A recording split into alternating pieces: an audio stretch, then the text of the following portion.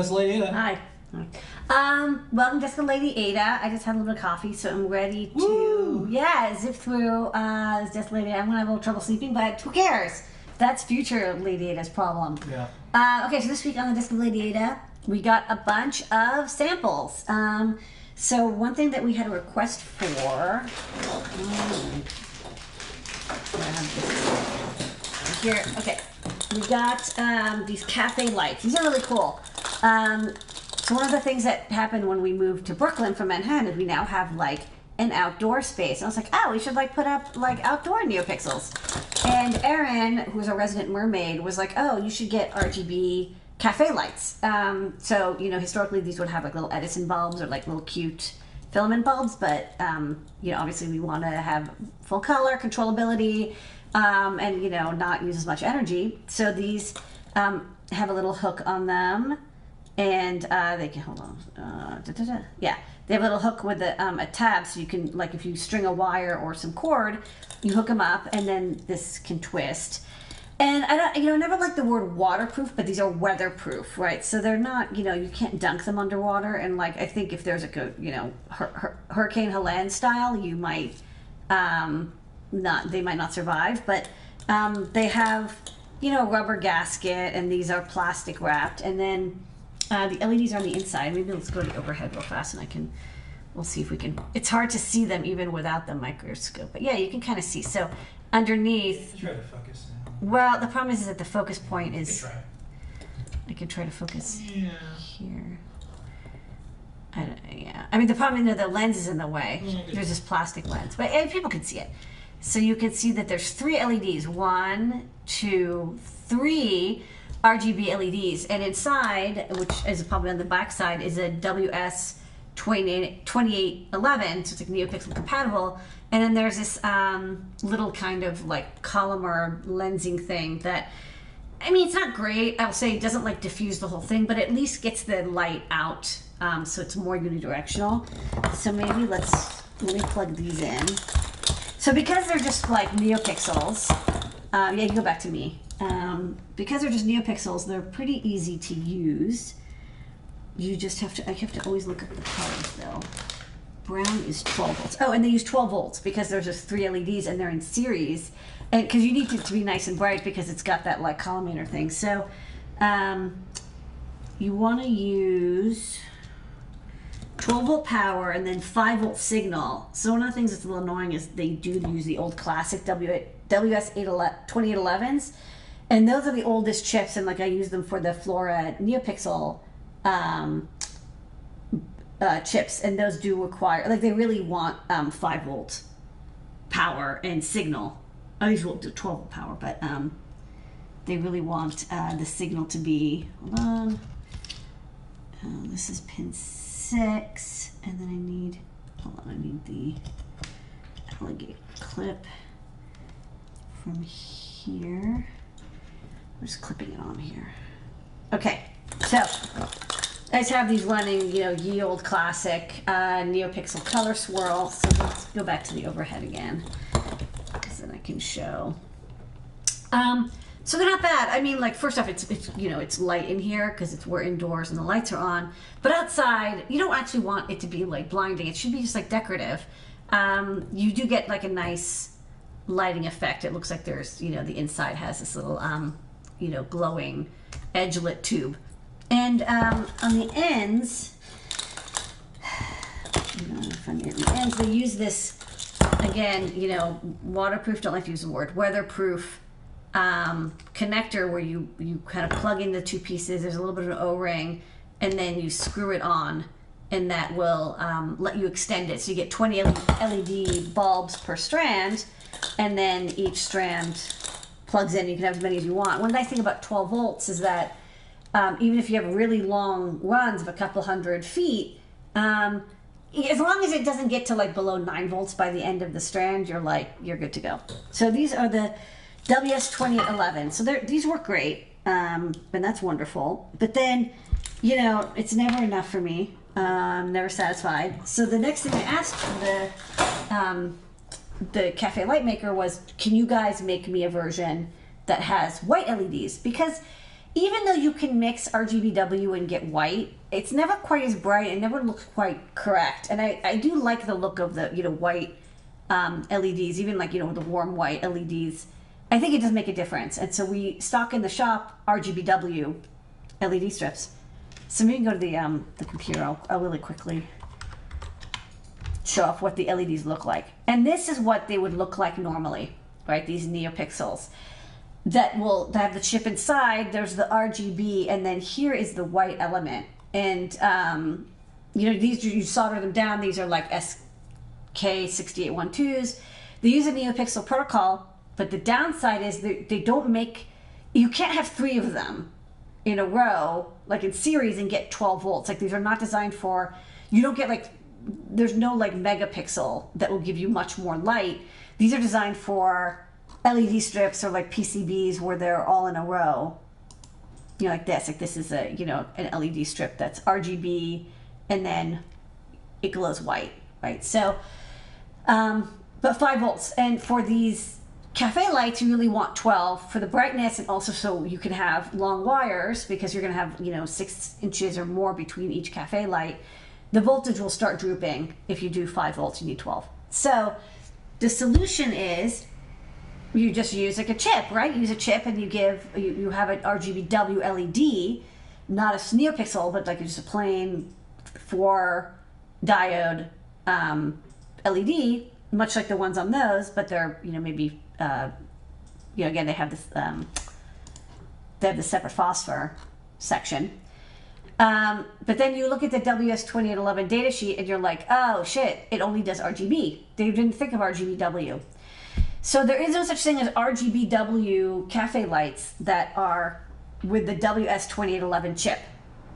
Instead, there's other chips. And this is the story of my journey this week dealing with these chips. So the chip that's used on the RGBW lights, and then maybe let's go on the overhead and I'll just show it really fast before I wire it. So I'll try here. So you can see that phosphor. So this is an RGBW LED. Like, again, it's a raw LED. It's not smart. It's like 3 diodes. And it's a kind of a high power LED. You can tell because I can just see like the metal bits. It's designed to withstand a little bit more heat. And then there's the white phosphor area. So RGBW. You can't use WS2811. So instead they used the TM1814. So if you go back to my computer, 4-channel constant current driving private circuit. It means like each one runs its own LED. You know, it's not one whole strip. It's a single LED.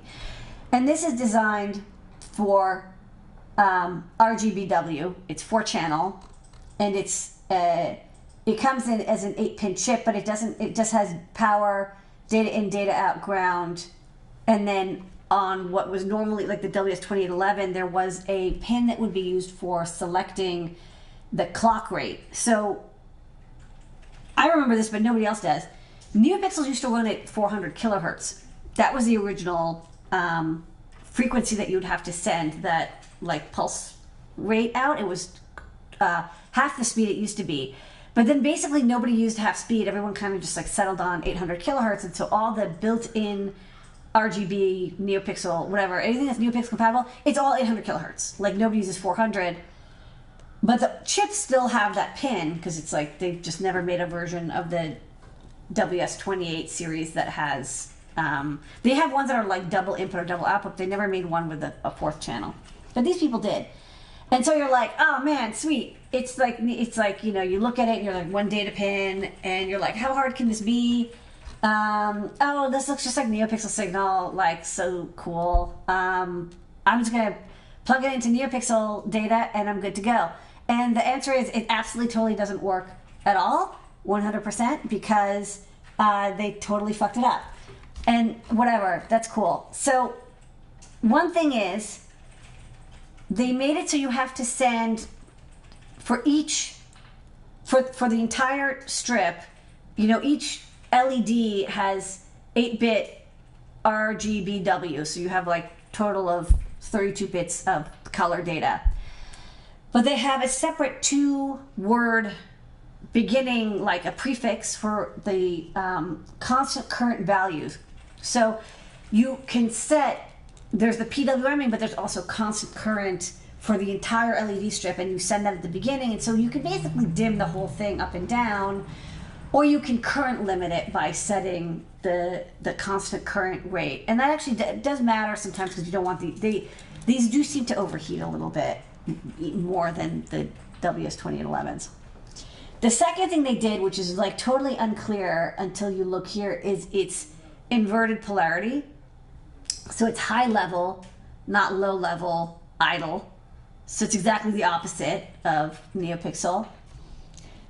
And the third thing that's really infuriating is you have this thing called the data refresh cycle. You can't just set it and forget it like every other NeoPixel. You have to constantly be sending data every 300 to 400 milliseconds. So it's kind of like all the worst things about PWM combined with some of the worst things about NeoPixel. So I don't know why they did it. I'm a little mystified. Oh, and not only do you have to refresh the data, if you don't refresh the data, it goes into this incredibly annoying like color cycle that's just like red, orange, yellow, green, blue. So you think it's working, but it's not working. So whatever you do, if you test TM1814s, don't use a standard like RGB color sequence, because you'll think it's working when it's not. So for example, if I power it up now, and just verify brown is power, blue is ground. Okay, so for example, I'm not sending it signal right now. This is the non-signal sending LED. Well, I mean, the green screen is getting confused, but it's like blue, white, yellow, teal, magenta. It's going through the color cycle, but there's no data being sent. So let's go to the computer and I'll wrap up here. So it's like really annoying to work on, because it's like you can't just have it turn off. So what I did is it's actually easier to do this because there's the combination of you have to send the data constantly. It's inverted, so you can't just use your NeoPixel library because the data is the opposite polarity. And I was like, I don't want to add the complexity of inverter just yet until I get something working. And you have to send that color constant current setting at the beginning. So I actually just did this with CircuitPython because it's a lot easier than like digging out NeoPixel and like doing the assembly code, because you have to teach assembly. So the PIO code, what I did is I just swapped the polarity of the output. So this is the comment, drive low, but actually I set high. And then it's like drive high, but actually I set it low. And then drive low. Like I just swapped the 0 and the 1 on the side command, which is what actually sent the GPIO output. Otherwise, I just use the exact same NeoPixel PIO. And then I did the same PIO state machine. I just prefixed the color, so the constant current data, which I'm just setting. 0 actually doesn't mean off. It means it's the lowest, which is like, I think 6 milliamps or something. I don't know. You can look at the really hard to decipher data sheet. Then you have to send the inversion of the constant current bytes. And then you just, then I just had, I basically created like this fill function that just helped me create a 20 pixel strip. I prepend the C1 and C2 data, and then I send it. And then the annoying thing is, like in my CircuitPython code, again, I spin while I like blast the pixels continuously. So first byte is white, the most significant byte is white, then red, green, blue, and what's nice is at least this worked. So if I plug this into A3,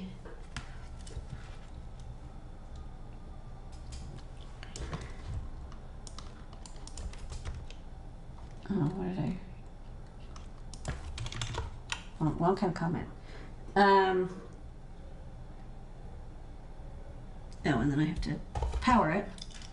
That's the thing, you have to remember to power it, because it's annoying to not power it, or sorry, to power it when you're not sending data, because it does that. Okay. So now it's doing, is it doing the correct cycle? I don't think so. No, wait. Yeah, I have all these bad comments. What was I doing? I thought I was doing Arduino code. Okay. Okay.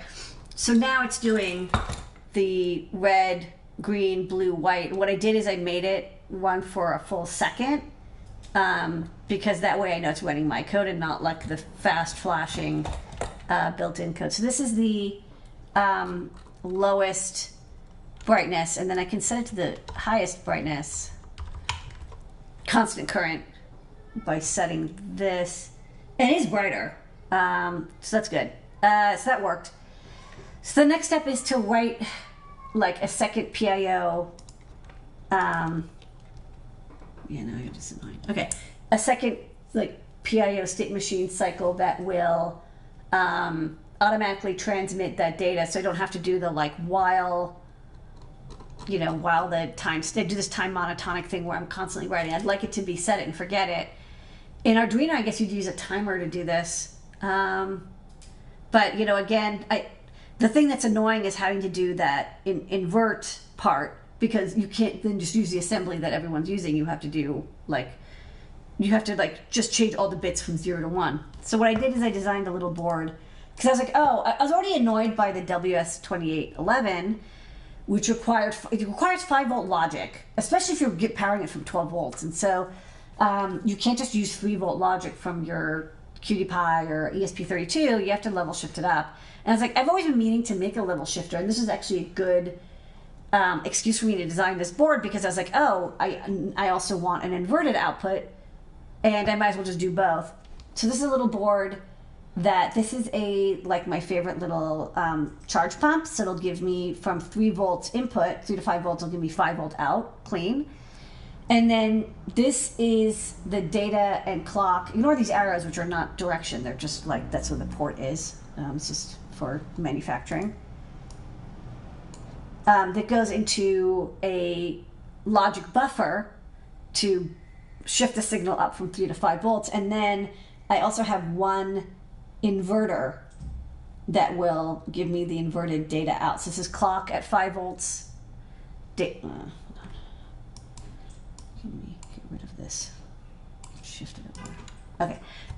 This is the input clock. This is clock at 5 volts. This is data at 5 volts, and this is the inversion of data at 5 volts. So it's like exactly 5 volt, but it's just the opposite way. And then this is ground. So you can give it 3 to 5 volts DC in. You'll get 5 volt signal out, and then I have little mounting holes. And yeah. So I designed this board, which will help me, and it has terminal blocks, so I can just screw it in to make working with both of these kinds of things a lot easier. Okay, so that's what I did this week. So let's go to the Great Search. Where in the world is that part I need? The Great Search with DigiKey. The Great Search brought to you by DigiKey and Adafruit. Thanks, DigiKey. Every single week, Ladyada uses the power of engineering to help you, yes, you find the things you want to find in the world, including parts on DigiKey. Ladyada, what is the Great Search of the week this week? Okay, so this week I was messing with some LEDs, including WS2811s, which require 5 volt signal. And most microcontrollers I work with nowadays only have 3.3 volt logic, and so I wanted to have a level shifter up from 3 to 5. And we've covered that kind of part on the Great Search. And then I need a little switch cap boost converter that will give me 5 volt signal, 50 milliamps or so, from 3 volt. And we covered this one on the Great Search as well before. And so the last piece I needed is for the TM1814 LEDs that I looked at. I need a signal inverter because they use NeoPixel-like signaling, but it's opposite polarity. And that's extremely annoying. I'd really, I don't mind all the other stuff, but the having to switch the polarity is frustrating. So I wanted to find a single gate inverter, and I kind of wanted to keep it this size, which is 1 inch by 0.6 inch. I wanted to, have it be a very small board so people can fit it in line with their LED strips, and it isn't like this enormous beast. and have these mounting holes have a little clearance, and so the size of the inverter, I wouldn't be able to fit a SOT 23.5. I want it to be smaller. So SC75 is a package. So let me turn on the T-Docu so you can see it. So this is a SOT 23.5, and this is a 6-pin, sorry, SOT 23.6. And this is the SC70, and this is also an SC70. So this just goes to show you how big, she's SC70. Oops, this is SC76, and this is SC75. You're wondering, like, oh, why is this a little longer? I don't know why, like, the package has the pads a little longer, but it's basically, it's just maybe a little more mechanically easier to solder. But these are basically the same size, a little bit, like it's kind of the kid-sized version of the SOT 23. So let's go to DigiKey. And we're gonna look for inverter. And of course, the word inverter is used for like 15,000 things. So there's AC inverters, there's ballast, there's regulators, but we don't want power inverters. We want the gate kind of inverter. Okay, so as usual, we only want the active. So let's do that. And let's also say in stock, because we're just looking for something that's available. And we're going to exclude the marketplace, so you only get stuff that's sold by DigiKey, which takes a lot of new old stock out of the list. Second, our priority was to keep it super small. We wanted to keep this board small. So why don't you just use a SOIC 14? Because, hex inverter, I don't. I want it one gate, one circuit, one input. So yeah, got rid of like all this other stuff. Now we're down to 400 different items. Next feature, I don't want open drain. Specifically, I want a push-pull output. So I'm going to deselect this, which is open drain, and this one, which is open drain. Not a lot are open drain, but like I don't want to make the mistake of ordering something, not noticing that it won't actually pull high. And then the last thing that is specific is I have to be able to have 5-volt power and 5-volt input, because if you look here, what I am inverting is the output of this buffer chip, which is level shifting the 3-volt up to 5. And so this is definitely going to be 5-volt logic, and power it for 5 volts. So no 3-volt, please. So I'm going to select, and I'm just option clicking everything that covers 5 volts. Great, that gives me like 270. And then the final thing is, remember we said, we want to do SC70 or smaller, basically not SOT 23.5. And also I hate VGAs. So I'm going to, I don't hate them, I don't want to use them. Hate's a strong word for just a package, which did nothing wrong. And a lot of people really enjoy using VGAs. So let's get rid of SOT 23 and SOT 25, which is the same thing, and SOT 5, which is the same thing. These DFNs are tiny, but I don't care too much about them. I'm almost positive I'm going to use SC70, but let's keep the rest just in case, some of them surprise me. Okay, great. So let's look, a lot of options. We can sort by price. These look great. HC I've used, LVC I've used. What do the digits mean? A lot of it has to do with the input and output voltage, input-output limit, voltage limits, and the drive outputs. To be honest, I don't actually need high current drive. Might be even better to have a lower current drive, to be honest, because you don't want it to ring, and the higher the current, the more ringing you might have, especially with a long output. So I think I'm going to go with this one. And this is a 74. Actually, I'll be honest, I don't know the difference between a 70 and a 74. 70, SC74. Package size comparisons. Ooh, this is kind of nice. Okay. Yeah, and by the way, once you get to these small packages, they have like 8 names. SC75. Okay, so SC74. Oh, it's actually a little bit bigger than the SC70. Ooh. See, it's good why you should check. Actually, SC74 is the same as SOT23. You know, back it up. We gotta go back. Let's deselect that one. Okay.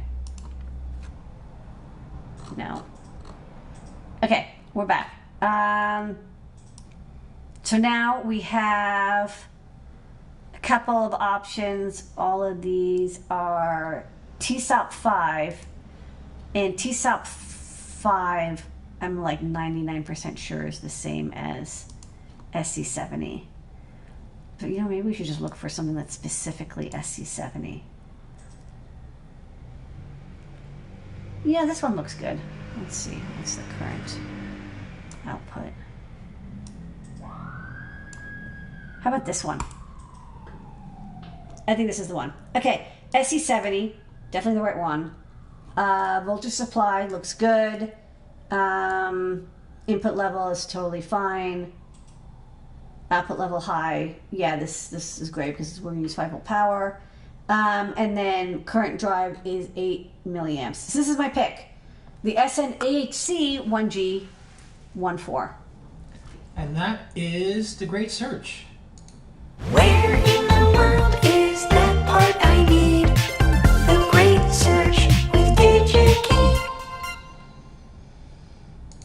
That's our show for the week this week. Big shows all week this week and more. Don't forget, you can post any question anytime on any social network. Just try to get us tagged in some way and we'll see it. We answer it on Ask an Engineer now. We have all the questions loaded up throughout the week. People love this new feature because you don't have to they don't have to be awake. live. Yeah, they don't have to do it live. So it's really good. So ask us anything about engineering, and what's even better is there's some questions that Lady Ada can answer almost any question live, but sometimes it's nice to have a couple seconds to look something up. So that's even better. So we've been able to get people all the information they need. So from Desk of Ladyada to Ask an Engineer, we got you covered. We'll see everybody next week. Don't forget to pick something up at the Adafruit store. We have some Halloween sales coming up and more. We'll see everybody next week. Bye, everybody. Thanks for watching.